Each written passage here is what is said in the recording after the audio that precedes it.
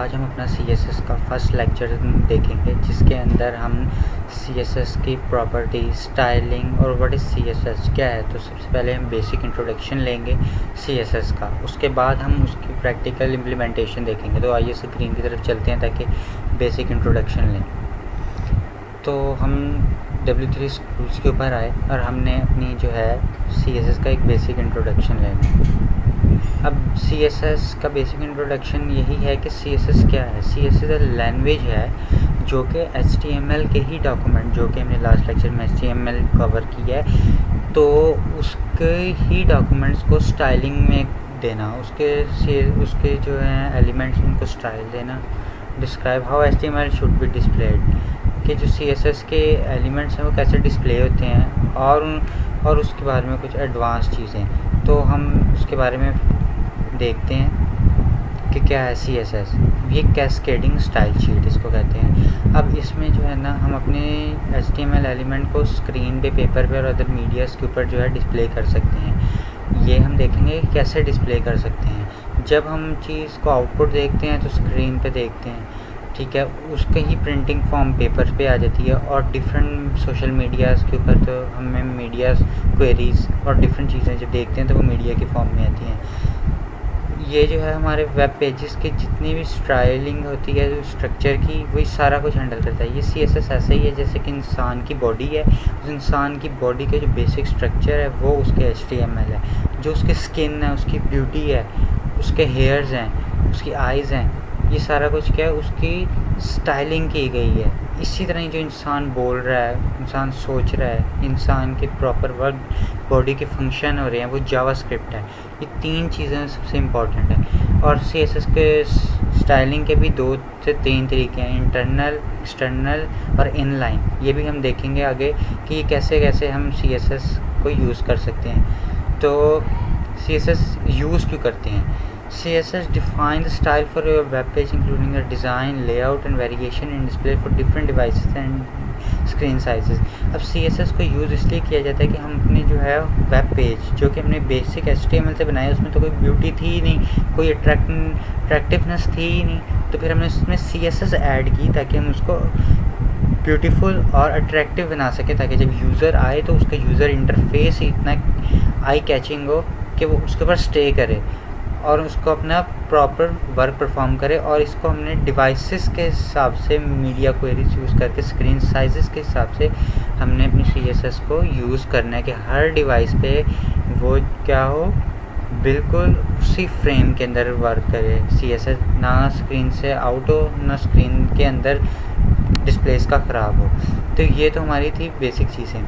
हमारे पास इसके बाद है CSS के सिलेक्टर्स हमने देखने हैं। CSS के सिलेक्टर्स जो हैं बड़ी इंपॉर्टेंट कॉन्सेप्ट है, क्योंकि सिलेक्टर्स के ही ऊपर जो है हमारी सारी CSS बेस करती है, ठीक है। CSS selector select HTML element. अब आपने पैराग्राफ बनाया, आपने क्या बनाया, H1 हेडिंग बनाई, H2 3 4 5 6 बनाई, आपने सेंटर टैग लगाया, सिमेंटिक HTML लगाई, आपने क्या किया, आपने पैराग्राफ, आपने इमेज लगाई, आपने वीडियो क्लिप लगाया, उन सबको टारगेट करना और उन टारगेटिंग के थ्रू उस एक प्रॉपर एलिमेंट को ही स्टाइल देना। ये इसके सिलेक्टर्स कि हमने CSS को एक सिलेक्टिंग HTML के ऊपर लगा देना है। अब उसके अंदर जो है हमारे पास जो है सिलेक्टर्स की 5 कैटेगरीज़ हैं। Simple selector, combinator selector, pseudo class selector, pseudo element selector और एट्रीब्यूट सिलेक्टर। ये हम देखेंगे कि हम ये कैसे 5 सेक्टर क्यों एक दूसरे से डिफरेंट है, उनकी पांचों के अपने क्या रिलेशन हैं एक दूसरे के साथ और क्या परफॉर्मेंस है, उसके क्या तरीके हैं। सिलेक्टर के तरीके हैं ID selector. The ID selector use the ID attribute. हम अपने एलिमेंट को ID पास करके दे सकते हैं, और जब उसको एक्सेस करेंगे तो हैश के थ्रू, वो हम प्रैक्टिकल एग्जांपल में देखेंगे। और उसके बाद हमारे पास क्लास सेलेक्टर है, जिससे हम डॉट के थ्रू CSS जो हमारे पास एक ID है और एक हमारे पास क्लास के सिलेक्टर्स हैं, तो हम ID और क्लास दोनों से ही एक्सेस कर सकते हैं। तो हमारे पास तीसरा है यूनिवर्सल सिलेक्टर, और फिर है ग्रुपिंग सिलेक्टर, और ये हमारे सिलेक्टर्स एंड हो गए। अब हम आज के लेक्चर में फर्स्ट 2 सिलेक्टर्स देखेंगे कि हमने ID सिलेक्टर और क्लास सिलेक्टर, जो कि एक को एक्सेस करती है CSS हैश के थ्रू और एक सेकंड वाले को एक्सेस करती है डॉट के थ्रू। तो अब हम प्रैक्टिकल एग्जांपल करके देखते हैं ये कैसे एक्सेस करती है। तो सबसे पहले हम अपने कोड एडिटर में जाएंगे और हम एक यहाँ पे नया फोल्डर बना लेते हैं CSS लेक्चर्स। एक फ़ोल्डर बनाया।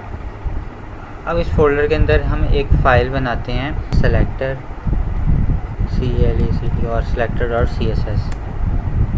तो अब हमने यहाँ पे CSS डिफ़ाइन करनी है और ये हमारी जो है HTML यहाँ पे यूज़ हो रही है। तो अब हम इसी को ही यूज़ करके देखते हैं, ये जो हमने टेबल बनाया था। अब हम यहाँ पे H1 को एक ID, हम फर्स्ट ID सेलेक्टर देख रहे हैं कि ID सेलेक्टर क्या होता है। तो हमने यहाँ पे ID इज़ इक्वल टू और ये हमने ID का नाम पास करना है। ID का नाम क्या पास करेंगे हम? ID में हम रख सकते हैं स्टूडेंट। मैंने इसका नाम रखा ID, एक स्टूडेंट पास की है। इसको मैंने सेव किया और मैंने एक नेक्स्ट चीज़ यहाँ पे इंपोर्ट क्या करानी है, CSS इंपोर्ट करानी है, जो मैंने ये यहाँ पे फाइल बनाई है। तो इसको इंपोर्ट करने का तरीका है लिंक के अंदर लिंक का टैग लगेगा और यहाँ पे हम क्या लिखेंगे href में हमने क्या हमें लिखना है, हमने जो फाइल बनाई है कहाँ पे, किस पाथ पे बनी है। पाथ हमने स्लैश डाला और ये हमने ./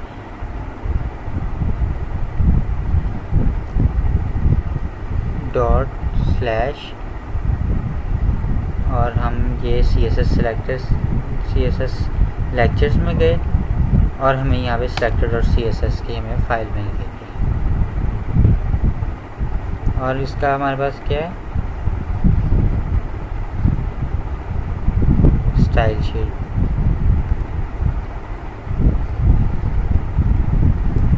हमने एक्सटर्नल CSS यूज़ करके देखिए। अभी मैं आपको सिर्फ ये बता रहा हूँ कि कैसे हम यूज़ करें CSS का। भी हमने इंटरनल, इनलाइन और एक्सटर्नल CSS में डिफरेंस देखना है, वो हम अपने नेक्स्ट लेक्चर के अंदर देखेंगे क्या फ़र्क है। लेकिन बेसिक CSS कैसे ID और क्लास की हेल्प से लग रही है वो हम पहले ही देख रहे हैं।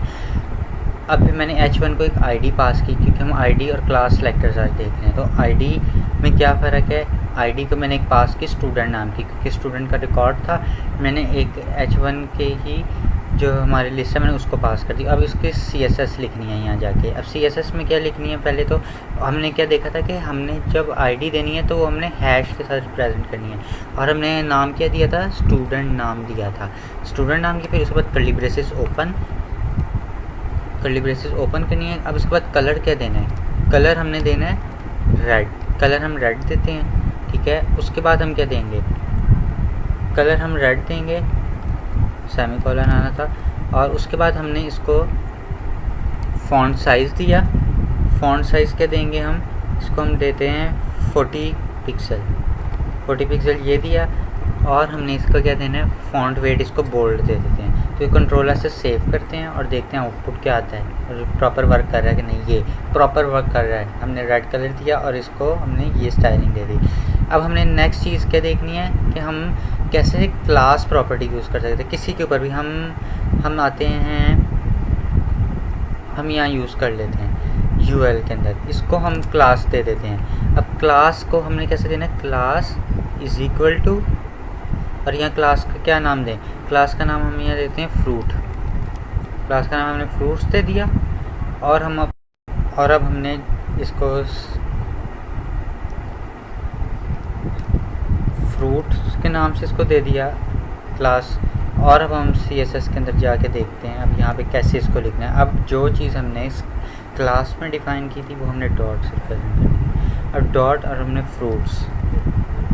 फ्रूट्स के नाम से, और फ्रूट्स में अब हमने कर्ली ब्रेसेस ओपन क्लोज, और उसके बाद हमने क्या कर देना, कलर हम दे सकते हैं। कलर इसको मैं ग्रीन दे रहा हूँ। उसके बाद सेमीकोलन, उसके बाद इसका फ़ॉन्ट साइज़ इसका 30 पिक्सल दे दिया और इसका फ़ॉन्ट वेट बोल्ड दे देते हैं। और इसको हम अब दे देते हैं बैकग्राउंड कलर भी। बैकग्राउंड कलर के देंगे, बैकग्राउंड कलर हम इसको दे देते हैं ब्लू वॉयलेट। तो अब देखते हैं इसका क्या रिज़ल्ट आता है। अब हमने सिर्फ फ्रूट्स को दिया था तो ये हमारे पास आ गया। कलर चेंज करके देख लेते हैं। कलर हम येलो कर लेते हैं। तो ये हमारे पास आ गई क्लास के साथ सेलेक्ट करके। तो एक हम सिलेक्टेड एरिया के ऊपर अपनी स्टाइलिंग दे सकते हैं। तो ये तो दो चीज़ें हमने देख ली कि आईडी सिलेक्टर और क्लास सिलेक्टर कैसे यूज़ होनी है। तो आज के लेक्चर में बस इतना ही। बाकी नेक्स्ट लेक्चर में हम अपने स्टाइलिंग के बाकी दो मेथड्स और उसके बाद हम इनलाइन, एक्सटर्नल और इंटरनल CSS को भी देखेंगे। So thank you.